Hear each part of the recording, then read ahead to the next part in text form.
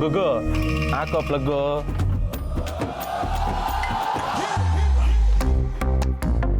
ಏಯ್ ದಿನೇಶನ ಗಾಡಿ ಬಿಟ್ಟಿದ್ದಾರೆ ಕಣ್ರೋ. ಸತ್ಯ ಐಟಮ್ಸ್ ಎಲ್ಲ ಆಲ್ರೆಡಿ ರೆಡಿ ಇದೆ. ಇದಾದ ತಕ್ಷಣ ದಿನೇಶನ ಗಾಡಿನೇ ರೆಡಿ ಮಾಡೋದು. ಸರಿ ಮಗ ಕೆಲಸ ಮಾಡಕ್ಕೆ ಬೋರ್ ಹೊಡಿತೈತ್ ಕಣ. ಏನೋ ಹಿಂಗಂತ್ಯ? ಅವ್ನು ನೋಡು ಹೊಟ್ಟೆ ಹಾಸ್ಕೊಂಡು ಹಿಂಗೆ ಕೆಲಸ ಮಾಡ್ತಾವಳೆ. ಬ್ರೋ ನಿನ್ ಬೋರ್ನ ಕಡಿಯೋದಕ್ಕೆ ನನ್ನ ಹತ್ರ ಒಂದು ಮಾಸ್ಟರ್ ಪ್ಲಾನ್ ಇದೆ. ಸತ್ಯ ಬೆಳಗ್ಗೆ ಗೋವಿಂದಣ್ಣ ಸಿಕ್ಕಿದ್ದ. ಅವನ ಹೆಂಡತಿ ಇವತ್ತೇನು PM ನಮಸ್ತೆ ಪೂಜೆ ಇಟ್ಕೊಂಡಿದ್ದಾಳಂತೆ.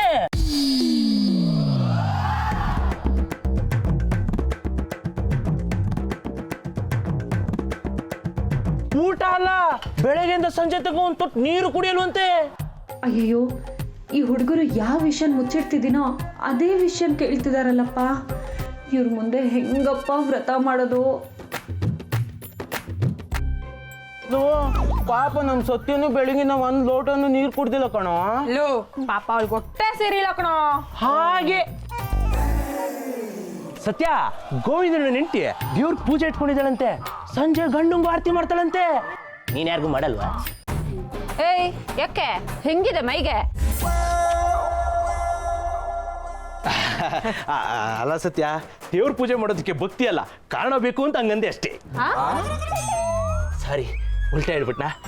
ಅಪ್ಪು ಟೆನ್ಷನಲ್ಲಿ ಏನೇನೋ ಮಾತಾಡ್ತಾ ಇದೀನಿ, ಹೊಟ್ಟೆಗೆ ಹಾಕೋಬಿಡು.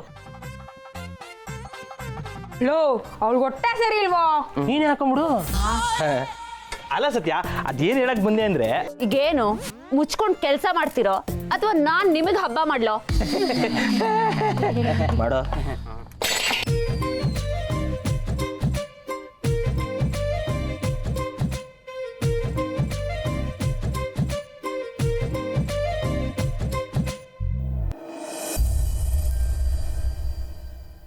ಸರಿ ನಡಿ ಹೋಗೋಣ. ಎಲ್ಲಿಗೆ? ನಾನು ಕರೆದ್ರೆ ನರ್ಕಕ್ಕೆ ಬೇಕಾದರೂ ಬರ್ತೀನಿ ಅಂತ ಮೊದಲೆಲ್ಲ ಹೇಳ್ತಿದ್ದೆ, ಈಗ ಎಲ್ಲಿಗೆ ಅಂತ ಕೇಳ್ತಿದ್ಯಾ? ಅದಕ್ಕೆ ಈಗ ನೀನಿರೋ ಕಡೆನೆ ನರಕ ತೋರಿಸ್ತಿದ್ಯಾ? ನಾನಿವತ್ತು ನಿನಗೆ ಸಖತ್ ಟ್ರೀಟ್ ಕೊಡಿಸ್ಬೇಕು. ನೋ ಬಾಲ, ಇವತ್ತು ನಾನು ಎಲ್ಗೂ ಬರಲ್ಲ, ನಾನು ಬ್ಯುಸಿ ಇದ್ದೀನಿ. ನೀನು ಯಾವಾಗಲೂ ಅದನ್ನೇ ತಾನೇ ಹೇಳೋದು. ಬಾಲ ಪ್ಲೀಸ್ ಅರ್ಥ ಮಾಡ್ಕೊ, ನನಗೆ ಇವತ್ತು ತುಂಬಾ ಕೆಲಸ ಇದೆ. ಏನು ಕೆಲಸ?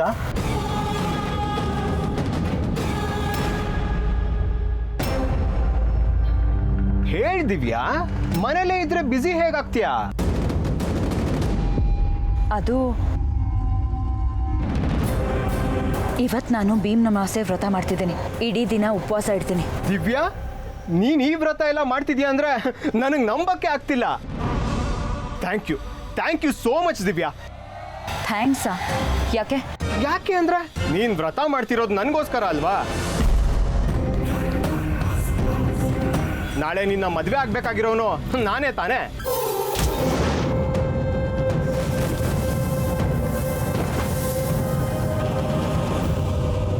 ನನಗೋಸ್ಕರ ವ್ರತ ಮಾಡ್ತಿದ್ಯಾ ಅಂದಮೇಲೆ ನಾನು ಇಲ್ದಿದ್ರೆ ಚೆನ್ನಾಗಿರುತ್ತಾ? ನಾನು ಬರ್ತೀನಿ ನಡಿ. ಇಲ್ಲಿಂದ ಯಾಕೆ, ಮೇನ್ ಡೋರಿಂದಾನೇ ಬರ್ತೀನಿ. ಬಾಲ ಏನ್ ಮಾತಾಡ್ತಿದ್ಯಾ? ನಿನ್ಗೇನ್ ಹುಚ್ಚಿಡ್ದಿದ್ಯಾ? ಯಾಕೆ ದಿವ್ಯಾ, ಖುಷಿ ಆಗ್ತಿಲ್ವಾ? ಭಯಾನಾ? ಬ್ಯಾಕ್ ಡೋರಿಂದ ಬರಲ್ಲ, ಫ್ರಂಟ್ ಡೋರಿಂದಾನೇ ಬರ್ತೀನಿ. ಹೇಗಿದ್ರು ಸತ್ತಿನ ಫ್ರೆಂಡು ಅಂತ ಹೇಳಿದ್ದೀನಿ, ಹಾಗೆ ಬರ್ತೀನಿ. ವ್ರತ ಮುಗಿಯೋವರೆಗೂ ಇದ್ದು ನೀನು ಊಟ ಮಾಡಿಸ್ಬಿಟ್ಟೆ ಹೋಗ್ತೀನಿ. ನೋಡು, ಈ ರೀತಿ ಮಾತಾಡಿ ನನಗೆ ಕೋಪ ಬರ್ಸ್ಬೇಡ. ಸುಮ್ಮನೆ ಇಲ್ಲಿಂದ ಹೊರಟು ಹೋಗು. ನಾಳೆ ಸಿಗ್ತೀನಿ ಬಾಲ, ಪ್ಲೀಸ್. ನೋಡಿ, ನೀನು ನನಗೋಸ್ಕರ ಉಪವಾಸ ಮಾಡ್ತಿರುವಾಗ ನಾನು ಸುಮ್ಮನೆ ಹೋಗೋದಾ? ಸಾಧ್ಯನೇ ಇಲ್ಲ. ನೀನ್ ಇಲ್ಲಿರೋದು ಯಾರಾದ್ರೂ ನೋಡಿದ್ರೆ ತುಂಬಾ ತೊಂದರೆ ಆಗುತ್ತೆ. ದಯವಿಟ್ಟು ಅರ್ಥ ಮಾಡ್ಕೋ. ಎಷ್ಟು ಹೆದರ್ಕೋತೀಯ ದಿವ್ಯಾ ನೀನು? ಸರಿ ಬಿಡು, ನಾನಿಲ್ಲಿರಲ್ಲ, ಆದ್ರೆ ನಿಮ್ಮ ಮನೆಯಲ್ಲೇ ಇರ್ತೀನಿ. ಏನ್ ಹೇಳ್ತಿದ್ಯಾ ಬಾಲ? ಸಿಂಪಲ್ ದಿವ್ಯಾ, ನಾನು ನಿಮ್ಮನೆ ಟೆರೆಸ್ ಮೇಲೆ ಇರ್ತೀನಿ. ಪೂಜೆ ಮುಗಿಸ್ಕೊಂಡು ಅಲ್ಲಿಗೆ ಬಾ.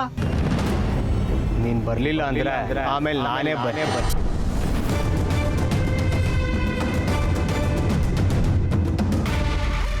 ಪೂಜೆ ಮಾಡೋಗು. ಬಾವಿ ಗಂಡನ್ಗೆ ಒಳ್ಳೇದಾಗ್ಲಿ ಅಂತ ಪೂಜೆ ಮಾಡೋಗು. ಟೆರೆಸ್ ಮೇಲೆ ಇರ್ತೀನಿ, ಮರಿಬೇಡ. ಬಂದ್ಬಿಡು.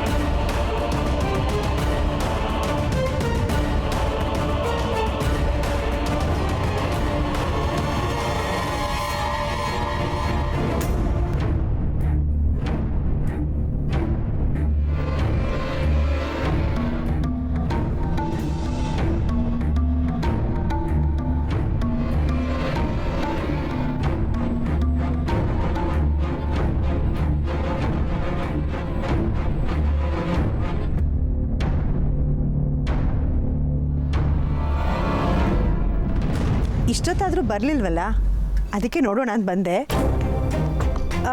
ಪೂಜೆ ಆಯ್ತಮ್ಮ? ಹಾಂ, ಪೂಜೆ ಆಯಿತು, ಒಳಗಡೆ ಹೊರಟಿದೆ. ಸರಿ ಬಾ.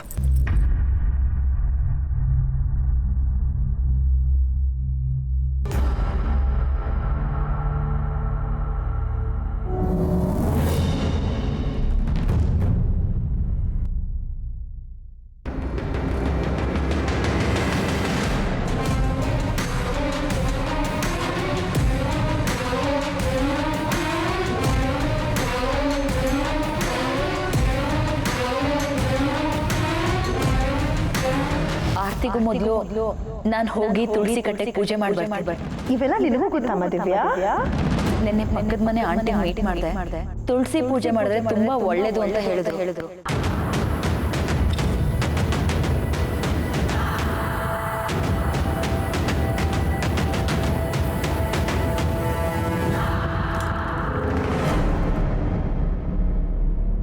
ದಿವ್ಯಾ, ಏನಾಯ್ತಪ್ಪ? ಯಾಕೆ ಒಂಥರ ಇದೆಯಾ? ಅದು ಬೆಳಗ್ಗಿಂದ ಉಪವಾಸ ಇದ್ದಾಳಲ್ಲ, ಅದಕ್ಕೆ ಹಾಗಿರಬೇಕು ಅನಿಸುತ್ತೆ. ನಮ್ಮ ಮಕ್ಕಳಿಗೆ ಉಪವಾಸ ಇದೆಲ್ಲ ರೂಢಿ ಇಲ್ಲ ನೋಡಿ. ಅಮ್ಮ, ನಾನು ಹೇಳಿಲ್ವಾ ದಿವ್ಯಾ ಅವ್ರಿಗೆ ಉಪವಾಸ ಇದೆಲ್ಲ ಅಭ್ಯಾಸ ಇರಲ್ಲ. ಪಾಪ, ಇದೆಲ್ಲ ಬೇಕಿತ್ತಾ? ಬೇಕು ಕಣೋ.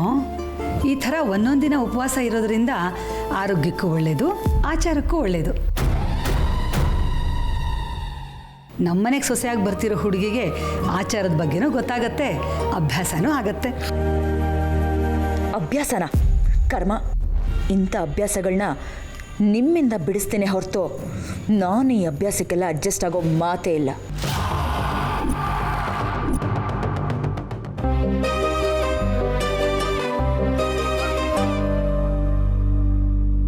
ಅತ್ತೆ, ಆರತಿ ಮಾಡ್ಲಾ?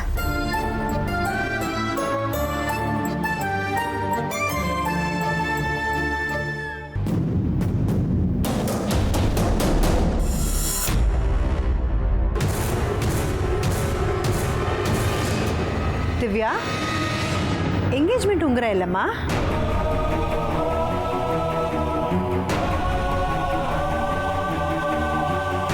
ದಿವ್ಯಾ, ನಿನ್ನ ಉಂಗುರ ಎಲ್ಲೋಯ್ತೆ? ಡೈಮಂಡ್ ಸೈಜ್ ವೇರಿ ಆಗಿತ್ತು ಅಂತ ಅದನ್ನ ಚೇಂಜ್ ಮಾಡ್ತೀನಿ ಅಂತ ನೀನು ಅಳಿಯಂದ್ರಲ್ಲೇ ತಗೊಂಡು ಹೋದ್ರು.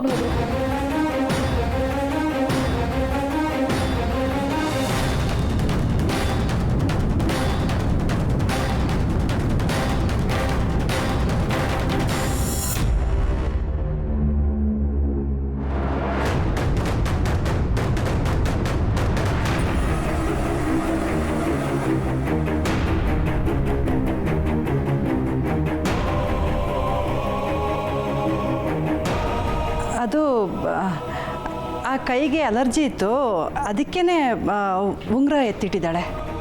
ಹೌದು ಅತ್ತೆ. ಪರವಾಗಿಲ್ಲ ಬಿಡಮ್ಮ, ಅದೇನು ತಾಳಿ ಅಲ್ವಲ್ಲ, ಉಂಗುರ ಹಾಕೋ ಸಂಪ್ರದಾಯ ನಮ್ಮಲ್ಲಂತೂ ಇಲ್ಲ, ಇತ್ತೀಚೆಗೆ ರೂಢಿಯಲ್ಲಿರೋದು. ಕೈಗೆ ಅಲರ್ಜಿ ಆಗತ್ತೆ ಅಂದರೆ ಅದನ್ನು ದಿನ ಹಾಕೋಬೇಕು ಅಂತಲೂ ಏನಿಲ್ಲ. ಆರತಿ ಮಾಡು.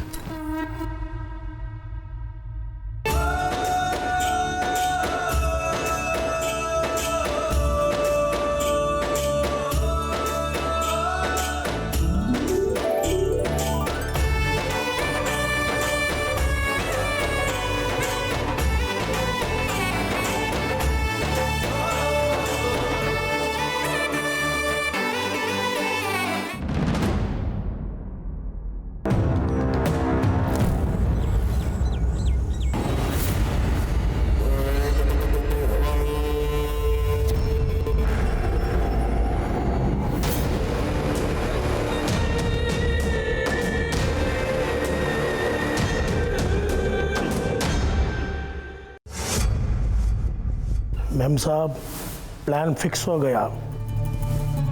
ಮುಹೂರ್ತ ಅವಳ ಗ್ಯಾರೇಜಲ್ಲೇ ಇಟ್ಟಿದ್ದಾನೆ.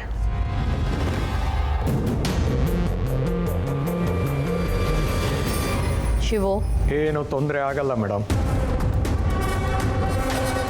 ಅವಳನ್ನ ಹೊರಗಡೆ ಹಿಡಿಯೋದು ಕಷ್ಟ ಮೆಮ್ ಸಾಬ್. ಅವಳು ನೈಟು ಗ್ಯಾರೇಜಲ್ಲಿ ಉಳ್ಕೊಳ್ಳೋದ್ರಿಂದ ಸಮಸ್ಯೆ ಆಗಲ್ಲ. ಶಿವು, ನಮ್ಮವರೊಂದಿಬ್ರು ಹೋಗ್ಲಿ. ಮೆಮ್ ಸಾಬ್, ನಾನು ಹೋಗ್ತಿರೋದು ಬೇಟೆಗೆ, ಜಾತ್ರೆಗಲ್ಲ.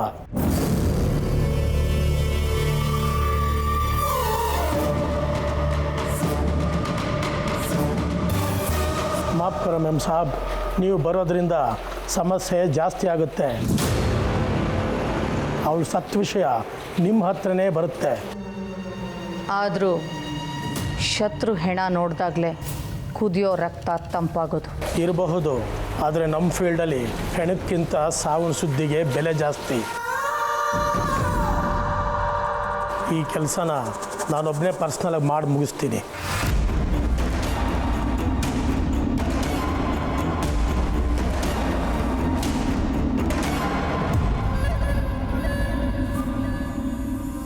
ಸರಿ, ಕಡೆ ಪಕ್ಷ ಕೆಲಸ ಮುಗಿತಿದ್ದ ಹಾಗೆ ಫೋಟೋ ಬೇಕು. ಓಕೆನಾ ಮೇಡಮ್?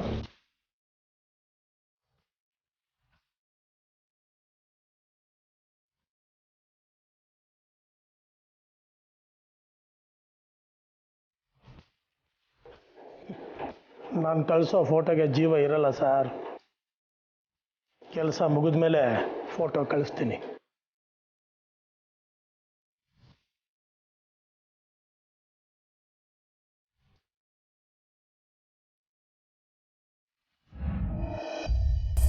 ಈಗ ಕಾರ್ತಿಕ್ ಪಾದ ತೊಳೆದು ಪೂಜೆ ಮಾಡಮ್ಮ.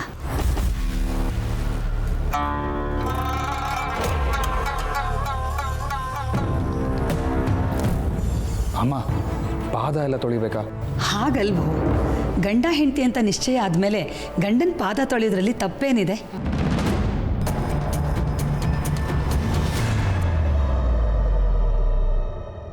ಗಂಡನ ಪಾದ ತೊಳೆಯೋದ್ರಿಂದ ಅವನ ಪೂಜೆ ಮಾಡೋದ್ರಿಂದ ಅವನ ಆರೋಗ್ಯ ವೃದ್ಧಿಸುತ್ತೆ, ಅವನ ಆಯುಸ್ಸು ಗಟ್ಟಿಯಾಗಿರುತ್ತೆ.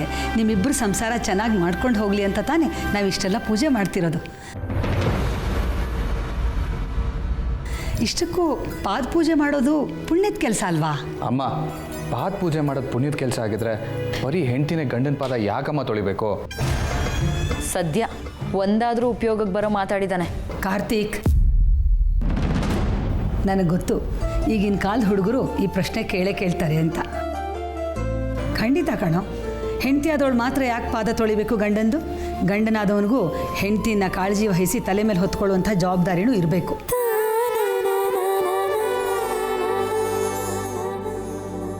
ಆಹಾ, ಎಷ್ಟು ಚೆನ್ನಾಗಿ ಹೇಳಿದ್ರಿಮ್ಮ. ಈಗಿನ ಕಾಲದ ಮಕ್ಕಳು ಅವ್ರಿಗಿಂತ ನಾನೇನು ಕಡಿಮೆ, ನಾನು ಬಗ್ಗಲ್ಲ, ನಾನು ಸೋಲಲ್ಲ ಅಂತ ಅಹಂಕಾರದಲ್ಲಿ ಮೆರೀತಾರೆ. ಇಂಥ ಆಚಾರ ವಿಚಾರಗಳಿಂದ ಇಬ್ಬರು ಒಬ್ಬನೊಬ್ಬರು ಅರ್ಥ ಮಾಡಿಕೊಂಡು ಅನ್ಯೋನ್ಯವಾಗಿ ಬದುಕಬಹುದು. ಹೌದಮ್ಮ, ಹೆಣ್ಮಕ್ಳ ಪ್ರಾರ್ಥನೆಗೆ ಶಕ್ತಿ ಜಾಸ್ತಿ. ಯಾಕೆಂದರೆ ಅವ್ರು ಯಾವ ಕಲ್ಮಶನೂ ಇಲ್ಲದೆ ಈ ಆಚರಣೆಗಳನ್ನು ಮಾಡ್ತಾರೆ.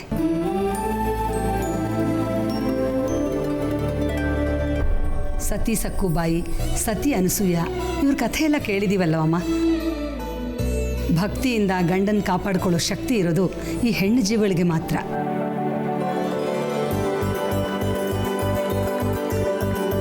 ಅದಕ್ಕೆ ಈ ಆಚಾರ ವಿಚಾರಗಳೆಲ್ಲ. ನೀನು ಬಾಮ್ಮ, ಕಾಲು ತೊಳೆದು ಅರ್ಶಿನ ಕುಂಕುಮ ಹಚ್ಚಿ ಹೂವಿಟ್ಟು ಆರತಿ ಮಾಡಿ ಅವ್ನಿಗೆ ನಮಸ್ಕಾರ ಮಾಡಿ ಆಶೀರ್ವಾದ ತಗೋ. ಹೋಗ್ದಿವ್ಯಾ, ಕುರ್ಚಿ ಹಾಕಿ ಕೂರಿಸಿ ಪಾದ ಪೂಜೆ ಮಾಡು.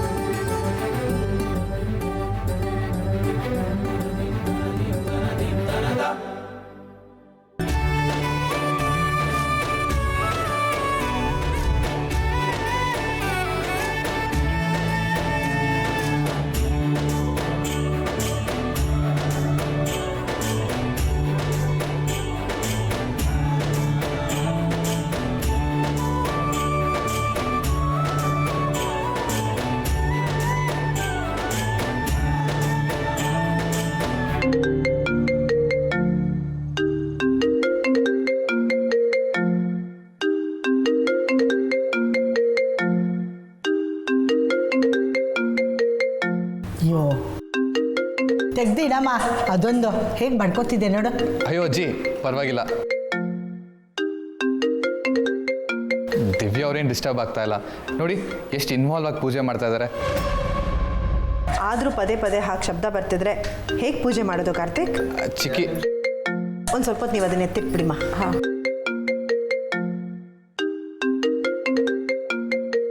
ದಿವ್ಯಾ, ಯಾರೋ ಬಾಲ ಅಂತ ಫೋನ್ ಮಾಡ್ತಿದ್ದಾರೆ ಕಣೆ. ಯಾರೇ ಅದು?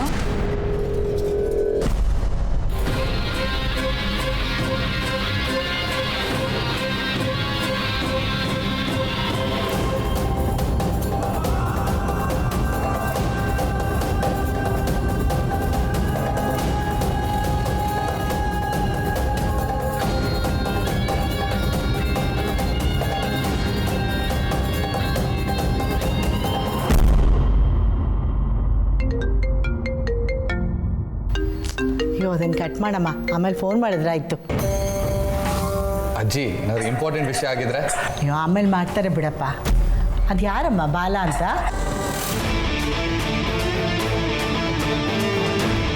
ಅಜ್ಜಿ, ಅವಳು ನನ್ನ ಬೆಸ್ಟ್ ಫ್ರೆಂಡ್ ಉಷಾ. ಕಾಲೇಜಲ್ಲಿ ಯಾವಾಗಲೂ ನನ್ನ ಹಿಂದೆ ಮುಂದೆ ಸುತ್ತುತ್ತಿರ್ತಾಳೆ ಅಂತ ಅವಳನ್ನ ನನ್ನ ಬಾಲ ಅಂತ ಕರೀತಿದ್ರು. ಅದಕ್ಕೆ ಬಾಲ ಅಂತ ಸೇವ್ ಮಾಡ್ಕೊಂಡಿದ್ದೀನಿ ಅಷ್ಟೇ. ನಾನು ನನ್ನ ಬಾಮೈದ ನಂಬರ್ ಬಾಮೈದ ಅಂತ ಸೇವ್ ಮಾಡ್ಕೊಂಡ್ರೆ ಹಾಗೆ? ಹೌದೌದು, ಅವಳಿಗೆ ನಮ್ಮ ದಿವ್ಯಾ ಅಂದರೆ ತುಂಬ ಇಷ್ಟ. ಯಾವಾಗಲೂ ಇವಳು ಹಿಂದೆನೇ ಸುತ್ತಾ ಇರ್ತಾಳೆ.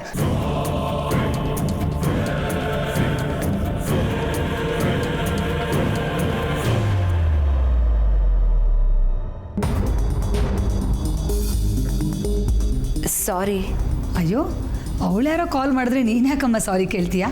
ನೆಮ್ಮದಿಯಾಗಿ ಪೂಜೆ ಮಾಡು. ಹೋಗಮ್ಮ, ಅಳಿಯಂದಿರಿಗೆ ಆರತಿ ಮಾಡಿ ಆಶೀರ್ವಾದ ತಗೋ. ಆ ಫೋನ್ ಕೊಡಿಲಿ.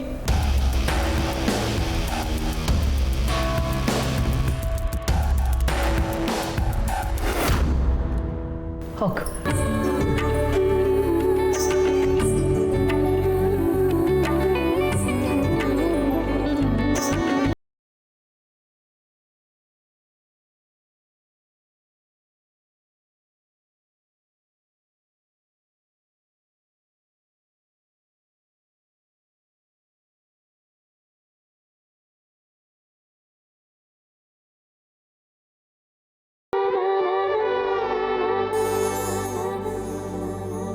ಶೀಘ್ರಮೇವ ಕಲ್ಯಾಣ ಪ್ರಾಪ್ತಿರಸ್ತಿರ.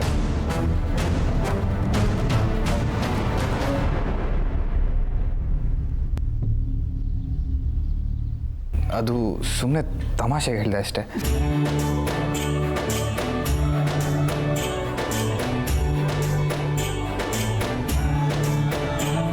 ನೋಡ್ದಾಕ ಸಾಹೇಬ್ರಿಗೆ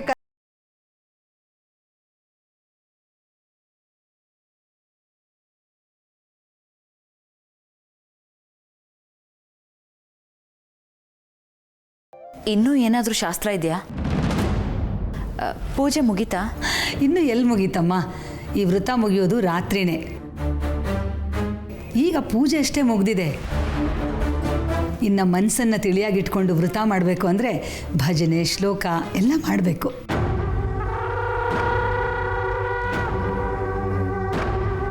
ನೀನೇನು ಯೋಚನೆ ಮಾಡಬೇಡ, ನಿನ್ನ ಜೊತೆ ನಾವು ಇರ್ತೀವಿ.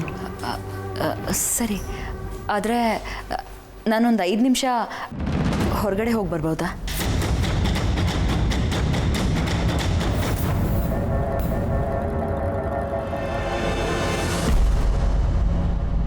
ಪೂಜೆ ನಡೆಯುವಾಗ ಯಾಕೆ ಆಚೆ ಹೋಗಬೇಕು? ಪಾಪ, ಆಗ್ಲಿಂದ ಅವಳು ಕಾಲ್ ಮಾಡ್ತಾನೆ ಇದ್ದಾಳೆ. ಅದೇನು ಅಂತ ಕೇಳ್ಕೊಂಡು ಬರ್ತೀನಿ. ಅದೆಲ್ಲ ಏನು ಬೇಕಿಲ್ಲಮ್ಮ. ಬೇಕಿದ್ರೆ ನಾನೇ ಫೋನ್ ರಿಸೀವ್ ಮಾಡ್ತೀನಿ. ಏನೂ ತೊಂದರೆ ಇಲ್ಲ, ಹೋಗಿ ಬರಲಿ ಬಿಡಿ. ಒಂದು ಹಂತದ ಪೂಜೆ ಮುಗಿದು ಹೋಗಿದೆ, ಅವಳು ಹೋಗಿ ಬರಲಿ, ಆಮೇಲೆ ಮತ್ತೆ ಶುರು ಮಾಡೋಣ.